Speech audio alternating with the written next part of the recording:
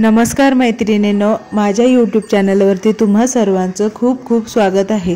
दिवाळी संपली आणि माझी दिवाळीची सुट्टीही संपली। आजचा माझा माहेरचा शेवटचा दिवस आहे। मला आता उद्या पहाटेच माझ्या सासरी निघायचं आहे। त्याच्या आधी मी तयारी करून ठेवते। आता शहरात जायचं म्हटलं की शहरात भाज्यांचा प्रॉब्लेम किंवा भाज्या येतात त्या महाग असतात, म्हणून माझ्या आईने सगळ्या भाज्या गोळा करून ठेवल्या होत्या आणि आता इथे हादग्याची फुलं आहेत ती आम्ही तोडत आहेत। तर माहेरहून सासरी जाताना मुलगी काही ना काही सोबत घेऊन जावं किंवा काहीतरी मुलांसाठी तिच्यासाठी चांगलं असावं म्हणून आईने माझ्यासाठी गुलाबजामुन बनवले होते आणि दिवाळी तर होतीच म्हणजे फराळाचं तेही सोबत दिलं होतं। आमची ट्रॅव्हल सकाळी पहाटे 6 वाजता निघणार होती बरोबर, त्याच्यासाठी आम्हाला 5:30 वाजता घरातून निघणं गरजेचं होतं, त्याशिवाय ट्रॅव्हल्स आम्हाला वेळेवर भेटणार नव्हती। मग पहाटे लवकर उठून बाकीचं सगळं आवरून आधीच ठेवलेलं होतं।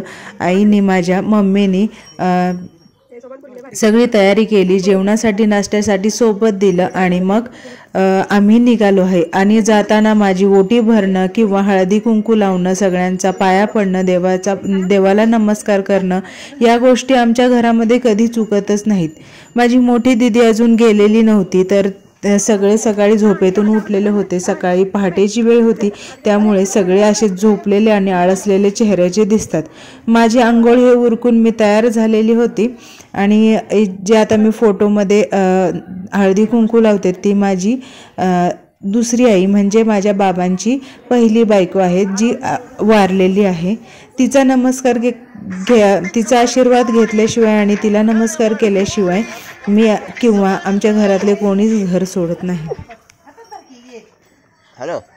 सगळी तयारी झाल्यानंतर निघायच्या वेळी माझ्या आईने माझ्या मम्मीने माझी ओटी भरली आणि मग आम्ही निघाला तसा उशीरच झाला, कारण घरातल्यांचा निरोप घेताना साहजिकच आहे उशीर होतोच।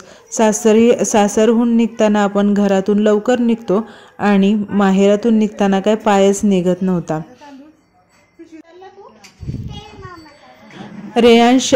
रेयांशला सगळेजण घेत होते आणि त्याला म्हणजे त्याचा लाड करत होते आणि परत कधी येणार म्हणून सगळेजण त्याला विचारत होते आणि आता खूप दिवसांनी भेट होणार म्हणून सगळेजण त्याला घेऊन म्हणजे घेत होते आणि त्याची आवरावरही करत होते।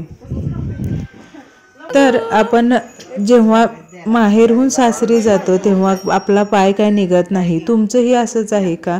मला वाटतं सगळ्या मुलींना असंच वाटत असेल। सासरहून आपण पटकन माहेरी जातो आणि माहेरहून काय पायच निघत नाही, सगळ्या मुलींचं असंच असतं। तर आपल्याला एक ना एक दिवस सासरी तर जायचंच असतं, त्यामुळे पुढचा मागचा विचार न करता आपण नंतर येणारच आहे माहेरी या पुढच्या आशेवर आपण माहेरहून सासरी निघतो, बरोबर ना? अशा प्रकारे माझी दिवाळीची माहेरची सुट्टी संपली आणि मी माहेरचा निरोप घेऊन निघाले सासरी। हा व्हिडिओ तुम्हाला कसा वाटला मला नक्की कमेंटमध्ये सांगा आणि व्हिडिओला लाईक करा, शेअर करा, सबस्क्राईब करा आणि असे छान छान व्हिडिओ माझे पाहत राहा आणि मला सपोर्ट करा। Bye bye.